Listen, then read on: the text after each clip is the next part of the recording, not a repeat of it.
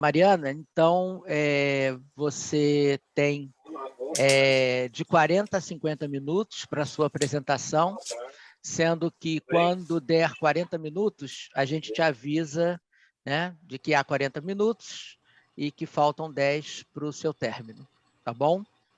Tá bom, de qualquer forma eu estou com o celular aqui também. Quando você estiver pronta, né, para a gente dar início à cronometragem, você pode avisar. Tá bom, eu só queria perguntar uma coisa antes. Vocês receberam, junto com a aula, o plano da aula que eu enviei por e-mail? A gente recebeu o plano de trabalho, sim. Tá no, o plano de aula que eu enviei junto plano de aula. Sim, já está na pasta do concurso, para acesso de todo mundo. Tá bom, da banca, obrigada. todo mundo da banca. Sim. Não, era só isso que eu queria perguntar. Então, quando você der o sinal, a gente passa a cronometrar aqui. Tá bom, deixa eu só botar a câmera da gente aqui no cantinho para não me atrapalhar. Não sei bem que eu vou olhar. Então tá, podemos começar. Tá, ok. Boa tarde a todos. Meu nome é Mariana e hoje a gente vai falar do tecido muscular. Vocês viram nas duas aulas anteriores dois tipos de tecido, então vocês estudaram o tecido conjuntivo já e o tecido epitelial. Agora a gente vai estudar na aula de hoje o tecido muscular e na próxima aula vocês vão estudar o tecido nervoso, fazendo assim, compondo os 4 tipos básicos de tecido do nosso corpo. Essa base dos tecidos, essas aulas dos tecidos, dos 4 tecidos básicos, que vocês concluem na semana que vem com neuro, dão a base para que vocês possam estudar os sistemas histológicos nas aulas na sequência. Pois bem, quais são os nossos objetivos hoje? Fazer uma breve revisão sobre a embriologia básica do tecido muscular, reconhecer os componentes da fibra muscular, identificar quais são os tipos de célula que compõem o tecido muscular, saber diferenciar os 3 tipos de músculo que temos e também conhecer alguns aspectos básicos do processo de regeneração do músculo que serão melhor elaborados nas nossas próximas atividades. Pois bem, a gente tem 3 tipos de músculo no nosso corpo. Quando a gente observa essa estátua grega, a gente logo observa a musculatura, salta aos olhos a musculatura esquelética, que é muito bem desenvolvida, né, de um corpo bastante forte. Isso porque o músculo esquelético, o sistema de músculo esquelético compreende mais de 600 músculos individuais, compondo assim a maior massa tecidual do nosso corpo, que tem como principal função o suporte e a mobilidade do indivíduo através de uma contração do tipo voluntária. O músculo cardíaco, ele é anatomicamente concentrado, está presente apenas na base do coração e nas grandes veias, tem como função o bombeamento do sangue e tem uma contração involuntária. O terceiro e último músculo liso, também um músculo involuntário, ele forma camadas ou feixes finos amplamente distribuídos pelo corpo, né, anatomicamente dispersos, principalmente em parede de órgãos ocos, tubulares e em outras estruturas, a gente vai ver mais adiante. Esse painel mostra 3 imagens, 3 fotos de microscopia de luz dos 3 tipos de músculo que a gente tem. O músculo esquelético, o cardíaco e o músculo liso. Já de cara, olhando essas imagens de microscopia de luz, a gente já consegue perceber que morfologicamente eles são muito distintos. E os esqueminhas gráficos aqui embaixo ajudam a gente a perceber. Esses 2 aqui, eles são estriados, estriado cardíaco e estriado esquelético. E a gente consegue observar as estriações ao longo das fibras musculares. E o músculo liso, ele recebe esse nome porque o citoplasma dele é totalmente liso, com uma ausência do sarcômero, que é a estrutura que causa esse aspecto estriado dos outros 2 músculos. Certo? Bem, é importante a gente aprender embriologia, vocês já tiveram a parte da embriologia do mesoderma, né, em aulas anteriores. Por quê? Porque a regeneração do músculo no adulto, ele recapitula muitas das etapas da miogênese embrionária. tá? Tendo muitas vias de sinalização e fatores transcricionais em comum.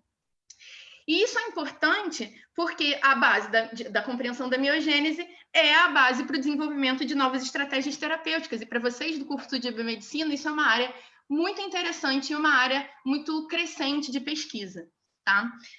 No adulto, esses processos de lesão, de regeneração muscular, é bastante importante. A gente tem várias doenças, a gente tem lesão aguda do músculo, a gente tem as distrofias musculares, doenças neurodegenerativas, neuromusculares, sarcopenia, e o próprio envelhecimento normal, não patológico. Essas lesões ou essas doenças, elas podem afetar significativamente a qualidade de vida, né? Uma perda na qualidade de vida do indivíduo. A gente tem aqui um indivíduo com caquexia e uma pessoa idosa, então representando o processo de envelhecimento normal. Saber essas lesões e essa regeneração é importante. Deixa eu só trocar para azul aqui, porque eu acho que o vermelho... fica melhor. Pois bem, vamos rapidamente recapitular a miogênese, alguns aspectos só para vocês lembrarem da aula anterior de êmbrio. Esse momento da miogênese é onde a gente já tem a formação dos somitos e a gente já tem a polarização do embrião. As setinhas aqui estão ajudando vocês a orientação dorsal e ventral. Tá? Essa estrutura, que é o esclerótomo, aqui em vermelho, ele sofre a influência de vários morfógenos da via Wnt, Sonig-Hedgehog. Então, essas estruturas vão avançando no processo de embriogênese, até que a gente tenha a segregação do esclerótomo, a formação do dermomiótomo, que vão gerar essas células precursoras comprometidas com a miogênese. Tá? Essas células, elas são descoladas, elas desprendem dessa região ventral do dermomiótomo e são elas que estão chegando aqui nessa figura no próximo slide, representadas em verde. O que a gente tem nesse esquema? Parece um pouco complicado, mas ele não é. Aqui no eixo Y, a gente tem o potencial stemness, né? O potencial de célula-tronco, vamos dizer assim. Ou seja, autorrenovação e capacidade de diferenciação celular. E a gente vê que esses progenitores, eles estão aqui no topo da capacidade. O que acontece ao longo da miogênese? Essa capacidade, esse stemness, ele vai sendo perdido em ondas graduais e progressivas, altamente reguladas por morfógenos e fatores transcricionais. Então, o que a gente está vendo é que essa capacidade, olha, ela baixa aqui, baixa novamente, baixa, até chegar nos miotubos e miofibrilas totalmente maduros. Ou seja, com uma capacidade baixa. Ela começa lá no alto e vai sendo perdida. Aqui embaixo, a gente está vendo uma série de fatores transcricionais que servem como marcadores. Então, por exemplo, o PAX3 é um marcador importante de célula indiferenciada, que são essas células verdinhas que estão chegando nesse slide. Tá? Uma parte dessas células se compromete, se especifica em células satélite do tipo tronco, célula-tronco satélite, que depois se comprometem e diferenciam em células satélites. Uma parte dessa população é ativa e prolifera, se torna ativa e proliferante, gerando os mioblastos, que são células jovens, né? Lembra dessa terminação blasto, fibroblasto, vocês estudaram já isso.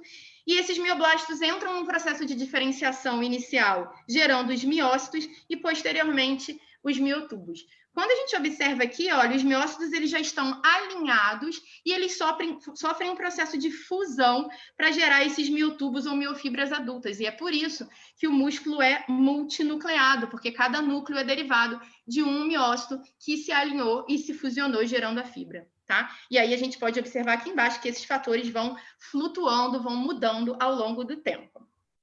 Bem, tem um vídeo aqui de time-lapse mostrando a fusão dos miotubos. O vídeo não está rodando.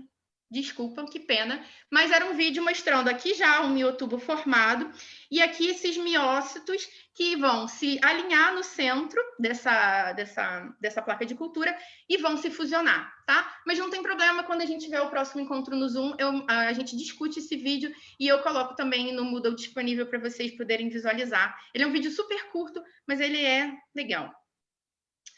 Pois bem, fibra muscular é sinônimo de célula muscular, são as mesmas coisas, tá? Então, quando a gente fala fibra muscular, a gente está se referindo à célula muscular. Ela é uma célula alongada e ela é especializada em contração. Isso é verdade para os 3 tipos de músculo, tanto para o esquelético, o cardíaco e o liso. Tá? O músculo esquelético, ele é multinucleado, a gente já viu lá a fusão da formação do miotubo, e o músculo cardíaco, ele pode conter de 1 a 2 núcleos. Já o músculo liso, ele sempre contém um núcleo só. O sarcômero é a nossa unidade contrátil básica, isso é verdade tanto para o esquelético quanto para o cardíaco, ele está ausente no liso, como eu já mencionei, e a hidrólise de ATP é o que fornece a energia mecânica para que essa contração ocorra. Só rapidamente, uma observação, o músculo ele tem algumas nomenclaturas especiais para estruturas que vocês já conhecem. O citoplasma a gente chama de sarcoplasma, né? O citosol do músculo. O retículo endoplasmático é chamado de retículo sarcoplasmático. As mitocôndrias são chamadas de sarcolema.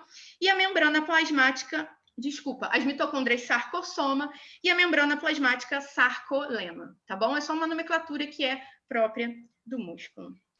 Pois bem, a gente vai começar com o músculo estriado esquelético e, na sequência, a gente vai falar do músculo estriado cardíaco e, por último, do músculo liso.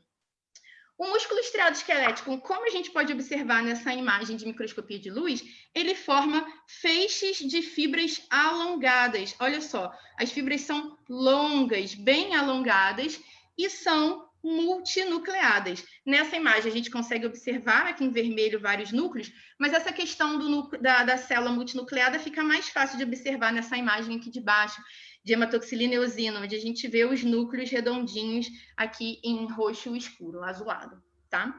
Ela, classicamente, é um músculo estriado, então ela contém estriações transversais, que é o que a gente chama de sarcômero, que a gente também consegue observar facilmente aqui nessa imagem, as estrias. Uma coisa importante é que nessa imagem aqui, a gente só está vendo as fibras no plano de corte longitudinal. E aqui embaixo eu trouxe de propósito essa outra imagem, porque a gente tem fibras longitudinais também, destaquei agora aqui em azul, e no mesmo campo, fibras transversais, tá? Sempre importante vocês lembrarem dessa questão do plano de corte transversal e longitudinal. Isso é muito importante na histologia, apesar de que a gente vai treinar isso na prática. O músculo estriado esquelético, esse esquema, ele mostra a organização interna da célula, onde a gente tem as miofibras organizadas no citoplasma da célula. Aqui o sarcolema. Os sarcômeros, que iniciam numa linha Z até a outra linha Z, a gente vai ver isso com detalhe mais à frente. A rede de mitocôndrias, as mitocôndrias aqui em verde, alinhadas ao longo dos feixes, dos filamentos. Aqui em azul escuro, a rede de retículo sarcoplasmático do músculo. E aí, eu trouxe uma imagem de zoom para a gente visualizar melhor. Deixa eu limpar essa bagunça que eu fiz aqui. Mostrando a estrutura importante, que é o túbulo T, que está presente no estriado esquelético e também no cardíaco. Nada mais é do que uma invaginação do sarcolema. Então, a gente aqui, em azul claro, a gente tem o sarcolema, que invagina formando essa estrutura em forma de dedo, tá? E essa estrutura está em íntimo contato, em íntima interação com as cisternas do retículo sarcoplasmático, formando o que a gente chama de tríade, olha. Aqui no centro, em azul claro, o sarcolema, a invaginação do sarcolema, e as duas cisternas do terminal do retículo sarcoplasmático, formando essa tríade. Ok? Isso é super importante para o controle, iniciação e controle da contração muscular. Bem, a gente não tem só fibras no músculo, a gente tem outros tipos celulares. Um deles é o tecido conjuntivo. Tá? Nesse esquema, aqui acima, a gente está observando uma fibra muscular isolada ali em cima, e ela é envolta, se a gente observar aqui, essas estruturinhas mais clarinhas ao redor de cada uma dessas fibras, ela representa o endomísio, então endo de dentro, endomísio, que ela circula uma fibra. Eu botei aqui entre parênteses para ajudar vocês. Ela circula uma fibra, ela envolve uma fibra. Ela é composta de lâmina basal e fibras reticulares, vocês já estudaram isso quando a gente viu o conjuntivo. E também tem pequenos vasos, como capilares e ramos neurais finos. Mais externamente a esse endomísio, a gente tem o perimísio, tá? O perimísio, ele envolve os feixes ou fascículos musculares. Olha aqui, ó. Ele está envolvendo esse feixe muscular, por exemplo. Aqui, ó. O perimísio. Ele é composto por septos de tecido conjuntivo e também tem inervações e vascularização com um pouco mais de calibre em relação ao endomísio, né? Vasos maiores e inervações maiores. E, por último, mais externamente, a gente está vendo aqui fora, olha, esse clarinho, essa estrutura clarinha, que é o epimísio, é o mais externo, ele envolve o músculo em si. Ele é uma bainha de tecido conjuntivo propriamente dito do tipo denso e ele confere a principal suprimento vascular do músculo. Essa imagem está mostrando uma marcação para a parede, mostrando o endomísio, marcação para o endomísio, e aqui essa estrutura esbranquiçada. Então, é o endomísio, aqui dentro dessa região oca, a gente encontra a fibra. Encontraria a fibra, né? A gente não está vendo a fibra aqui, a gente está vendo só o arcabouço do endomísio, o arcabouço de Mecke. HAE, nematoxilenosina, que é a nossa coloração básica de histologia, ela não é... A gente consegue ver essas membranas, mas não é a melhor coloração. A gente tem outros corantes que auxiliam a gente nessa visualização. A gente pode ver aqui, por exemplo, olha, o perimísio destacado em verde, tecido conjuntivo. E a gente também consegue ver esses filamentos, esses feixezinhos finos em verde, representando o endomísio circulando a fibra de forma unitária, tá? Aqui no centro dessa imagem, a gente pode verificar que o perimísio ele é vascularizado. Olha lá, o endotélio aqui. Então, a rede vascular do perimísio, tá? Aqui uma outra imagem, tricômico de Manson, também mostrando a mesma coisa. Em verde, deixa eu apagar essa bagunça, em verde, o tecido conjuntivo do perimísio, esse verde mais envolvido com a vascularização, e o verde fininho, o endomísio. Bem, a contração do músculo esquelético, ele é uma contração dependente do sarcômero, então o sarcômero é o nosso centro principal do processo de contração do músculo esquelético. Ele é uma estrutura, como eu já falei, que vai de uma linha Z até a outra, e a gente tem padrões de bandas que são decorrentes, né, derivadas de índices de refração diferentes dos componentes, das fibras que compõem esse sarcômero. Tá? A gente pode observar já aqui nesse esquema de baixo que esse é uma estrutura com várias proteínas diferentes que vão se organizar num padrão de banda para formar o sarcômero, e que é exatamente o que a gente vai ver nos próximos slides. Bem, esse sarcômero ele é formado por miofibrilas. Então, o sarcômero é a unidade contrátil e a miofibrila é a subunidade contrátil, ou seja, a subunidade estrutural e funcional dessa fibra. Elas têm uma organização super determinada, né? E elas estão dispostas de forma paralelamente dispostas. Essas miofibrilas, elas são compostas por miofilamentos, ou seja, filamentos do músculo, miofilamentos, que são subdivididos em duas categorias, que são os filamentos finos e os filamentos grossos. Nesse esquema aqui embaixo, a gente está vendo os componentes e a organização dos componentes do filamento fino. Essas bolinhas em rosa claro, elas representam a quitina monomérica, ou seja, a quitina G, livre no citosol. Essa proteína trimérica é a tropomionina. Vê que cada subunidade dessa proteína trimérica está pintada de uma cor diferente. E aqui em amarelo a gente está vendo a tropomiosina. Como que esses componentes interagem uns com os outros? Bem, aqui na parte mais de baixo da figura, do esquema, a gente tem os monômerozinhos de actina, que são as bolinhas rosa, formando a actina F, ou seja, a actina filamentosa. E ao longo desse filamento de actina, a gente tem a inserção dos filamentos de tropomiosina, em amarelo, e a cada 7 monômeros de actina, a gente tem a inserção de uma proteína trimérica, dessa proteína da troponina. Num aumento maior, a gente consegue, num esquema mais detalhado, a gente consegue visualizar essa troponina, que é uma proteína trimérica fundamental para a contração muscular. Cada um dos subdomínios dela está pintadinho de uma cor diferente aqui, onde em vermelho a gente tem a troponina I, de inibitória, o que ela inibe? Ela inibe o contato, a interação da miosina com a actina, tá? A gente tem a troponina C, que é a troponina onde tem o sítio de ligação para o cálcio, por isso troponina C, e a gente tem a troponina T, que é o sítio, que é a subunidade que faz a ligação da troponina com a tropomiosina. Além dos filamentos finos, a gente tem os filamentos grossos, que são compostos por miosina do tipo 2. Esse esquema gráfico aqui de baixo mostra como que é a estrutura da miosina tipo 2. A gente tem duas cadeias pesadas entrelaçadas umas nas outras, que formam essa cauda, e essas cadeias pesadas, elas culminam na formação de uma cabeça globulosa. Essas estruturinhas verde e amarelo são dois pares de cadeias leves, que também fazem parte da estrutura da miosina tipo 2. A cabeça da cadeia pesada, cada uma das cabeças, tem dois sítios de ligação que são fundamentais. O sítio de ligação para a actina, que é esse aqui, e o sítio de ligação para a molécula de ATP.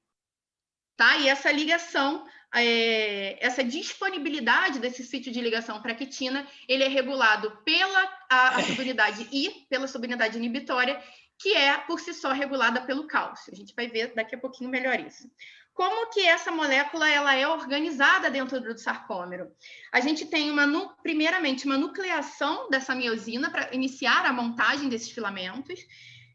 Então, aqui a gente tem a região das caudas, e essa nucleação acontece. A partir dessa nucleação inicial, aí sim a gente tem a montagem da miosina, gerando esse subfilamento não, esse é um protótipo de filamento, né? Um filamento em formação, onde a gente tem uma região central que é chamada de região desnuda ou zona desnuda, onde a gente só encontra as caudas da miosina, e as cabeças globulares elas ficam concentradas nas extremidades, como a gente está vendo aqui.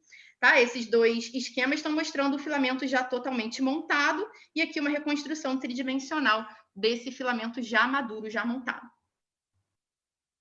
Bem, visto todos esses componentes de filamento grosso e filamento fino, como que eles se organizam para aí sim formar a estrutura do sarcômero, é o que a gente está vendo nesse slide.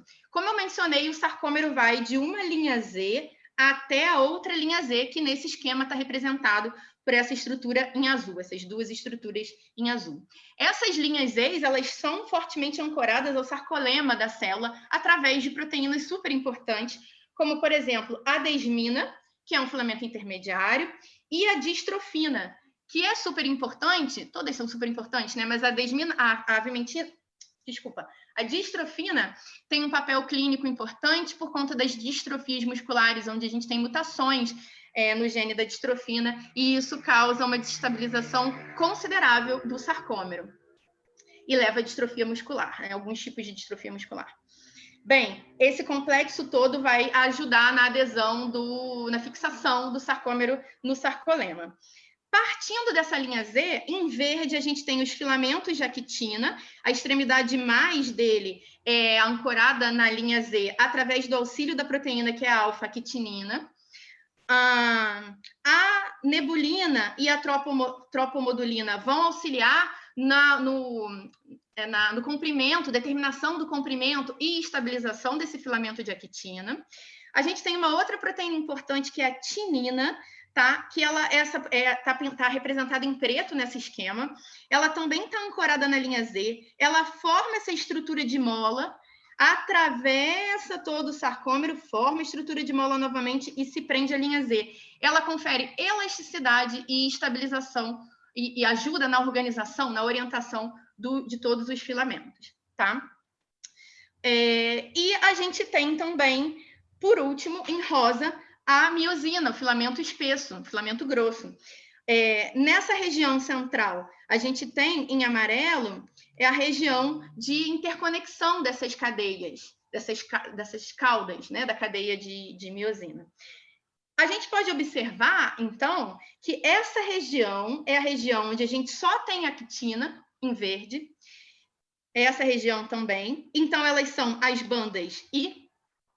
E toda essa região aqui, entre esse pontilhadinho, é a região da banda A, onde a gente tem interação da actina com a miosina. Não em toda a região da banda A, mas nessa região toda aqui e nessa região toda aqui, tá? No centro da banda A, a gente tem o que a gente conhece como banda H.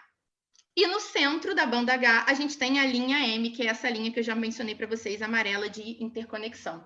A banda H é uma região onde a gente só tem miosina, tá? Então, a banda I só tem actina. Aqui, essa região da banda A, a gente tem interação actina mais miosina.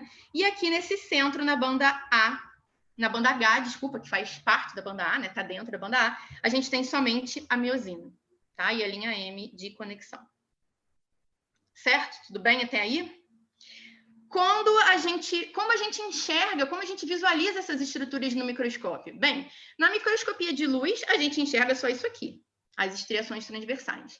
Tá? A gente não tem resolução para enxergar, para identificar todos esses elementos que a gente acabou de mencionar. Entretanto, quando a gente vai para a microscopia eletrônica de transmissão, né, no MET, aí sim a gente consegue observar o padrão de bandeamento de uma forma mais detalhada, mais específica. Tá? Como eu falei já, o sarcômero vai de um disco Z até o outro, tá? A linha I, ela é compartilhada, né? Metade da linha I é pertencente a um sarcômero, outra metade do outro. Então, essa região clara é a região onde a gente só tem... essa região clara aqui é a região onde a gente só tem actina. Essa banda, padrão de banda escura, a gente tem as duas moléculas interconectadas. E aqui no centro, a banda H com a linha M. Também na microscopia eletrônica de transmissão, a gente pode observar que esse padrão vai se repetindo, como se fossem bloquinhos acoplados uns nos outros, formando as miofibras. Tá? Que a gente consegue enxergar bem essa repetição na microscopia eletrônica de transmissão.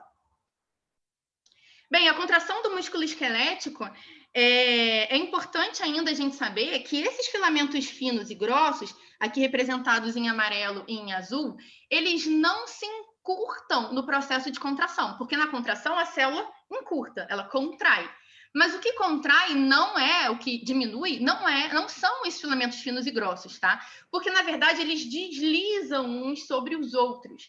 O que a gente tem de encurtamento é o encurtamento da banda H, como a gente está mostrando aqui. Então, aqui em cima a gente tem um músculo relaxado e aqui embaixo um músculo contraído. Então, a banda H, ela contrai, ela reduz, ela encurta. E as bandas Is também. Entretanto, os filamentos continuam com o mesmo comprimento, tá? O início da contração do músculo esquelético, ele depende de um estímulo nervoso, que ocorre através da liberação do neurotransmissor acetilcolina, numa região que a gente chama de placa motora, um nome um pouco mais antigo, mas a junção neuromuscular. Então, a acetilcolina é liberada na junção neuromuscular. Vocês vão estudar isso com mais detalhe na aula de tecido nervoso e também na fisiologia, e sim a fisiologia dos receptores, dos neurotransmissores. Ela é dependente de cálcio intracitoplasmático e a mitocôndria vai produzir o ATP necessário para a contração. Então, a fosforilação oxidativa vai gerar o ATP necessário para gerar essa energia, e o fosfato de creatina vai auxiliar na manutenção dos níveis ideais de ATP no citosol. Como eu já falei, a contração ela é dependente de cálcio, então quando o músculo está em repouso, a gente não tem o cálcio, e quando o cálcio é liberado, a gente tem a contração muscular acontecendo. Esse esquema é um esquema bem resumido, só para mostrar que uma vez que o cálcio foi liberado, a gente tem a interação da cabeça da miosina tipo 2 com o filamento de actina, que é o que a gente está vendo aqui, olha. A cabeça da miosina interagindo com o filamento de actina. Através da hidrólise de ATP, a gente vai ter energia para que esse braço da miosina se movimente e assim, então, ele vai empurrar o filamento de actina. E com essa questão da cabeça da miosina empurrar o filamento de actina, a gente tem o deslizamento desses filamentos, ok? Então, dependente de hidrólise de ATP, quando está mostrando aqui na figura. É uma pena esse vídeo, ele é super curto também, mas ele mostrava exatamente isso, tá? O que ele mostrava? Ele mostrava o cálcio chegando aqui e o deslizamento desses filamentos, tá? Mas eu disponibilizo para vocês poderem visualizar. É um vídeo curto, mas ele é legal. ele é didático. Bem, vocês não tiveram tecido nervoso, mas eu trouxe aqui uma figura bem simples, mostrando um neurônio motor. E o que esse neurônio está fazendo? Ele está interagindo com a célula muscular no que a gente chama de junção neuromuscular. Olha aqui a acetilcolina, que é liberada por esse neurônio motor, nessa região de junção neuromuscular. Ela vai induzir o potencial de ação, né, em fluxo de íons, de polimerização da membrana, e assim estimular a contração muscular. Eu trouxe algumas imagens para a gente observar aqui o axônio do neurônio, esse filamento fininho, e as terminações do neurônio fazendo a inervação e o contato com a fibra muscular, tá? Nessa região de junção neuromuscular. Aqui numa imagem de maior aumento, a gente pode observar que um único axônio, ele se ramifica, se subdivide e consegue inervar várias fibras musculares diferentes. Esses pontilhadinhos pretos aqui são esses botõezinhos, essas terminações nervosas que estão interagindo com a fibra muscular. Aqui, novamente, uma outra imagem mostrando a mesma coisa, a fibra muscular, e esses pontinhos enegrecidos são os botões, né, que a gente chama de botões pré-sinápticos, e a gente tem em roxo o axônio, com acetilcolina estocada dentro dessas vesículas. Essa acetilcolina ela é liberada nessa fenda, essa regiãozinha branquinha, tá? Aqui em laranja a gente tem a fibra muscular, e essa fibra muscular ela vai ter o receptor de acetilcolina para poder reconhecer, captar e iniciar, então, o processo de contração. Bem, além da inervação, a gente também tem vascularização, a gente sabe, já mencionei, e além da vascularização, a gente tem essa célulazinha verde, que é a célula satélite, que eu comentei com vocês lá no slide da embriogênese. Ela é uma célula com potencial embrionário, com características embrionárias, e ela está em íntimo contato com a fibra muscular. Olha aqui, ela está até abaixo da lâmina basal. Olha aqui, a lâmina basal aqui em cima, e ela está abaixo da lâmina basal, fazendo um contato direto com a fibra muscular. Na coloração de rotina, hematoxilina eosina, a gente não consegue visualizar muito bem o citoplasma dessa célula, mas a gente consegue visualizar o núcleo dela. Olha aqui, ó, bem grandão, arredondado o núcleo da célula satélite entre as fibras de músculo esquelético, tá? Entretanto, a gente tem algumas marcações, algumas imunomarcações com anticorpos fluorescentes ou não, que a gente pode utilizar para detectar essas células, através de marcadores específicos para ela. Por exemplo, aqui a gente tem uma fibra longitudinal, uma fibra muscular longitudinal. Todas essas bolas em azul são os núcleos marcados com DAP, né, intercalante de DNA fluorescente azul. Em verde, a gente vê esse padrão estriado.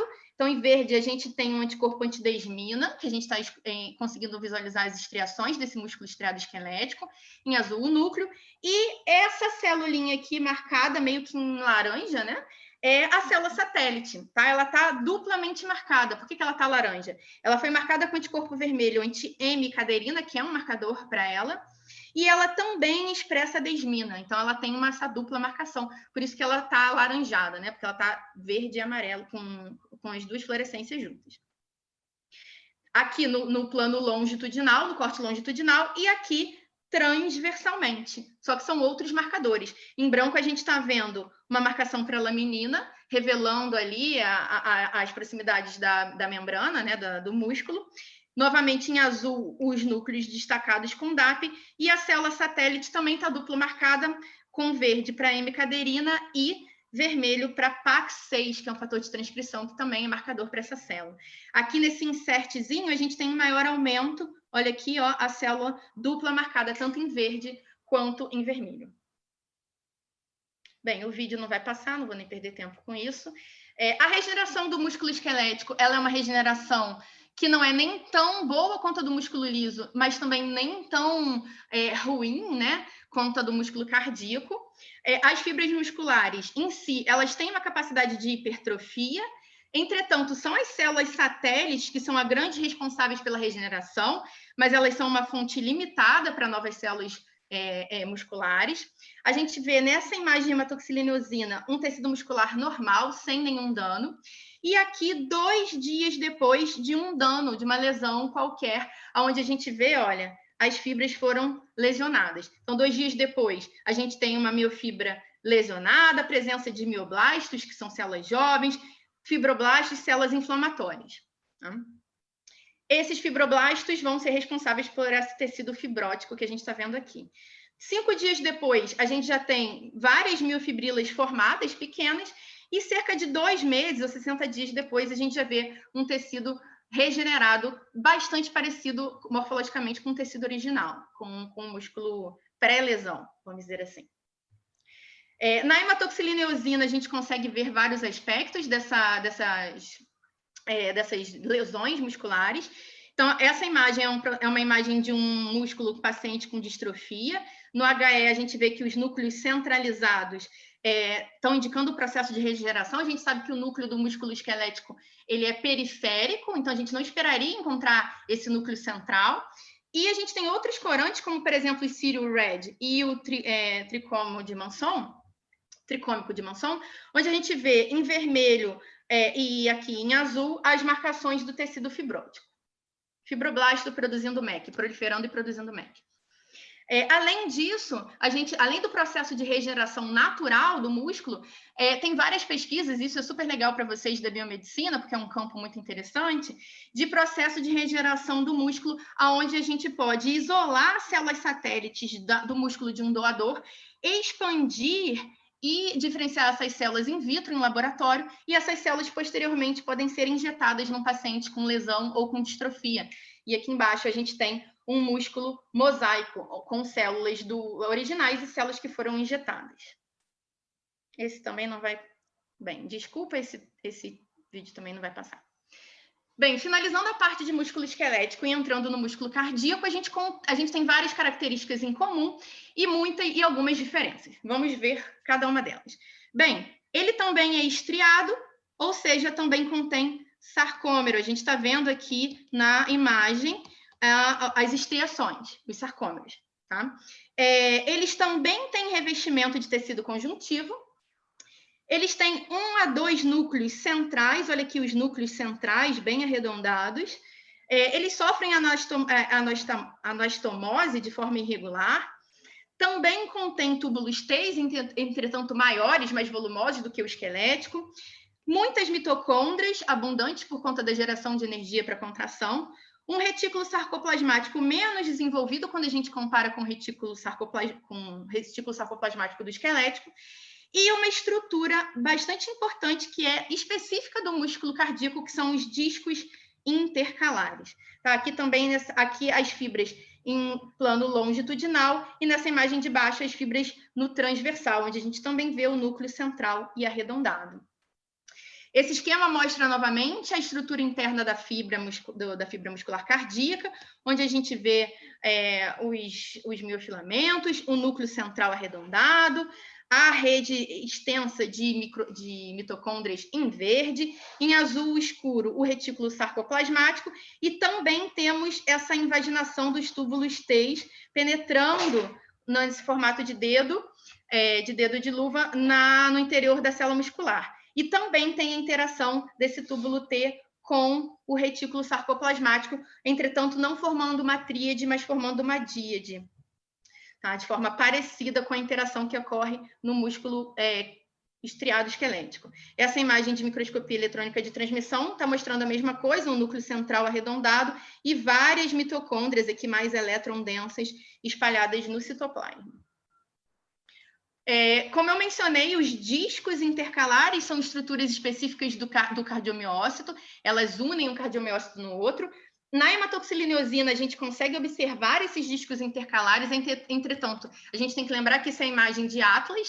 Na nossa vida real, a coloração com a hematoxilina eosina, nem sempre a gente consegue visualizar bem os discos intercalares. E aí existem outras metodologias, outras técnicas, como, por exemplo, a hematoxilina fosfotúngica, que revela de forma mais intensa esses discos intercalares.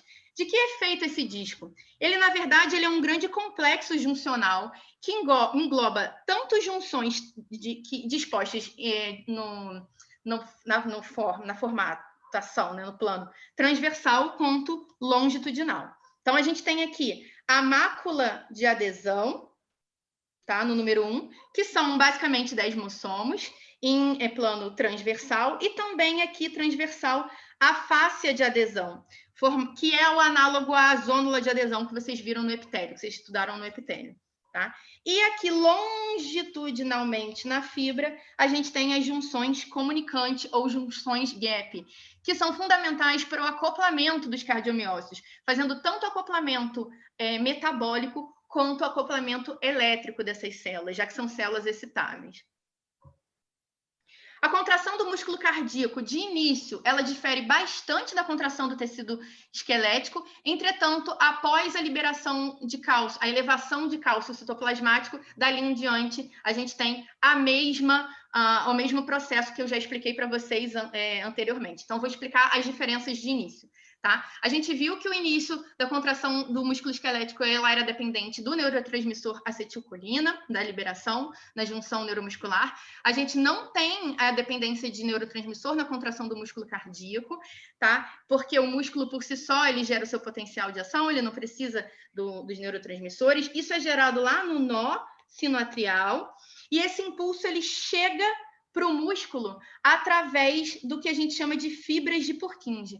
Então, ele sai lá do nó, chega na fibra de Purkinje, e a fibra de Purkinje, então, passa esse potencial, transfere esse potencial de ação para o cardiomiócito em si. Tá? Uma vez que esse potencial chega no cardiomiócito, ele vai despolarizar a membrana, a gente vai ter influxo de íons, e através de canal de sódio dependente de voltagem, a gente tem a elevação do cálcio citoplasmático tanto por entrada de cálcio extracelular, como posteriormente, primeiro a entrada do cálcio extracelular, como posteriormente a estimulação e liberação do cálcio que estava estocado dentro do retículo sarcoplasmático. Esses dois influxos de cálcio juntos elevam significativamente a concentração de cálcio intracitoplasmático, fazendo, então, a comunicação da miosina com a actina, e aí o restante da contração segue a mesmo que a gente viu para o esquelético. A regeneração do cardíaco é muito ruim, é muito limitada, as células não têm capacidade proliferativa, os cardiomiócitos, apesar de ter uma capacidade hipertrófica. As células mortas são totalmente substituídas por fibroblastos, que formam o que a gente chama de fibrose. Nessa imagem de hematoxilina e eosina, a gente vê zonas de miocárdio normal, aqui nas bordas, e no centro da imagem uma zona de fibrose, tá? Uma zona de reparo de um paciente com infarto, onde a gente vê esse tecido fibroso, intensa proliferação de fibroblastos com produção e secreção de MEC. Essa imagem em maior aumento está mostrando para a gente, eu trouxe para relembrar vocês, as moléculas de colágeno, olha, aqui em rosa claro, formando esses zigue-zaguezinhos, que são os colágenos liberados, secretados e liberados pelo fibroblasto no tecido fibrótico. Ok, falando agora, para finalizar, do músculo liso, que tem esse nome de liso, por conta da ausência das estriações transversais. É exatamente o que a gente está visualizando aqui na imagem. Olha, o citoplasma dele, ele é liso por conta, devido, né, à ausência das estriações transversais. O núcleo central e único, está aqui, ó, o núcleo central e único, alongado nas extremidades, dependendo Mariana, apenas para avisar, acabei me distraindo aqui, mas você tem 42 minutos já, tá? Eu sei, muito obrigada. Eu estou aqui no cronômetro. Obrigada, Marcelo. Tá ok. Eu já estou concluindo. O núcleo central arredondado, ausência das estriações, e essas extremidades arredondadas ou afuniladas, isso vai depender se o músculo está contraído ou se está relaxado. Além disso, a gente pode observar que o núcleo da célula lisa, ele é fracamente corado com os corantes clássicos, porque ele tem o que a gente chama de cromatina frouxa, que a gente pode observar super bem na microscopia eletrônica de transmissão. Aqui um corte de MET mostrando um núcleo com essa cromatina, com um aspecto frouxo. Por isso, ela é pouco corada na coloração de rotina. Eu esqueci de mencionar que aqui embaixo, vocês estão vendo essas coisinhas que parecem uns botõezinhos. Vocês clicarem aqui, eu depois vou disponibilizar o PowerPoint para vocês, abre direto, são hiperlinks que abrem direto na página do PubMed, que tem os artigos para vocês poderem baixar, de onde eu tirei essas figuras. O músculo liso, ele não tem sistema T, diferente dos esqueléticos, dos estriados, esquelético e cardíaco. Então, ele também não tem um sistema de túbulo T. O retículo sarcoplasmático dele é bem reduzido. E ele é uma célula com intensa síntese de elementos como, por exemplo, o colágeno do tipo 3, as fibras elásticas e os proteoglicanos. Nessa imagem de microscopia eletrônica de transmissão, a gente pode observar no plano longitudinal, aqui em preto, a setinha está apontando, né? Mas eu apontei também com a caneta aqui. Em preto, essas fibras reticulares, tá? Então, só lembrando, o colágeno do tipo 3 é aquele que forma as fibras reticulares. Vocês viram isso lá no conjuntivo. A gente está vendo aqui em preto as fibras reticulares no plano longitudinal e aqui esses pontinhos, esses pontilhadinhos pretos no plano transversal. Marcadores importantes, marcadores relevantes para o músculo liso são, por exemplo, os filamentos intermediários desmina e vimentina. Assim como eu mostrei lá em imunofluorescência para vocês, para marcação de célula satélite, a gente também utiliza muito desmina e vimentina para imunomarcação de músculo liso. O músculo liso anatomicamente disperso em várias regiões anatômicas. A gente tem fazendo parte da túnica muscular. Nessa imagem aqui, uma túnica muscular de artéria. Ó, toda essa parte em rosa bem clarinho é o tecido muscular liso da parede, da túnica muscular da artéria. Ela está presente em órgãos ocos e tubulares, como, por exemplo, digestório. Aqui, feixes de músculo liso nesse corte de intestino. E ela também auxilia na ereção do pelo, o músculo eretor do pelo, aqui a base do folículo piloso e o músculo eretor do pelo. Eu não botei uma imagem, podia ter colocado de pulmão, mostrando o músculo liso associado à estrutura do brônquio, porque é super importante para broncodilatação ou constricção, então também tem uma clínica relevante. Tá? Importante mencionar. Além disso, o músculo liso está sempre associado a outros tipos de tecido, e a gente vai treinar isso na prática, vocês confundem muito com tecido conjuntivo, tá? Propriamente dito. Nessa imagem aqui, a gente tem músculo liso em corte longitudinal, aqui também longitudinal, e aqui no transversal, CT transversal. E olha que tecido conjuntivo propriamente dito do tipo denso, não modelado, nesse rosa mais intenso. Tá? Aqui nessa imagem de maior aumento, a gente consegue diferenciar isso melhor. Esse rosa mais claro aqui no centro é o músculo liso, longitudinal, e aqui na bordinha, esse rosa mais intenso é o tecido conjuntivo propriamente dito denso não modelado. Vocês confundem bastante isso daqui, então a gente precisa treinar na aula prática. O músculo liso também tem um envoltório, entretanto, ele é somente composto de lâmina basal, mantidas unidas por fibras reticulares. No corte longitudinal, a gente não consegue ver muito bem, mas no corte transversal a gente consegue visualizar, olha, esses espaçamentos aqui mais esbranquiçados entre as fibras são essas lâminas basais. A lâmina basal ela é fundamental para o músculo liso porque elas são estruturas de integração de força. Tá? Elas integram as forças geradas pela contração da célula muscular, então elas são bastante importantes. Para concluir, a contração do músculo liso é bem diferente da contração dos músculos estriados, por conta da ausência do sarcômero, então a ausência do sarcômero, mas a gente também tem feixes em comum, miofilamentos em comum. Só que, como não formam sarcômeros, eles se cruzam em todas as direções. Nesse esquema, a gente pode ver em verde uma rede desses elementos cruzando a célula em todas as direções, tá?